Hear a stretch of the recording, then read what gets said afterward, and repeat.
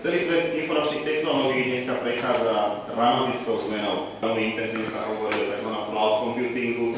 Bude to veľká zmena pre všetkých, ktorí sú v tom biznise. Niektorí strátia svoj priestor na to, aby boli úspešní a zase iní ten priestor získajú. To znamená, tá zmena v tejto chvíli je pomerne fundamentálna, takže v období, keď budete už to svoje štúdium končiť, či o rok, či o 2 alebo o 3, tak IT bude práve v období, kedy sa bude reformovať, kedy sa budú rozdávať karty na novo, kedy to bude veľmi zaujímavé. Ako si uľahčiť alebo ako robiť úspešný startup, môžeme urobiť zoznam možno 10, 20, 50 vecí. Ja sa zaujímam na 3. Nápad, dobrý nápad. A druhá vec je podpora. Podpora okolia, aby ten dobrý nápad mal takú trajektóriu a mal tú dynamiku, aby bol úspešný. A tretia vec je šťastie.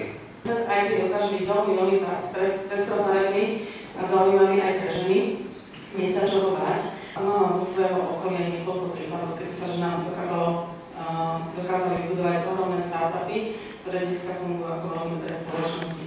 Tá práca, ktorú považujeme za najlepšiu, je od Kataríny Bunzelovej.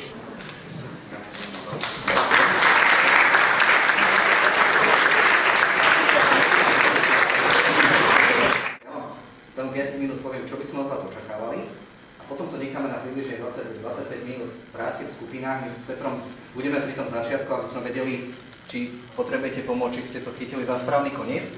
A potom vám dávame do 14. marca. Bolo by super, keď viete odkázať, dajte nám vaše e-mailové adresy, aby sme vám vedeli poslať do týždeň reminder. 14. marca budeme čakať, že nám ako tím pošlete výsledok vašej práce a vyhlasujeme súťaž pre každého člena toho daného týmu, pripravíme zaujímavé vecné ceny.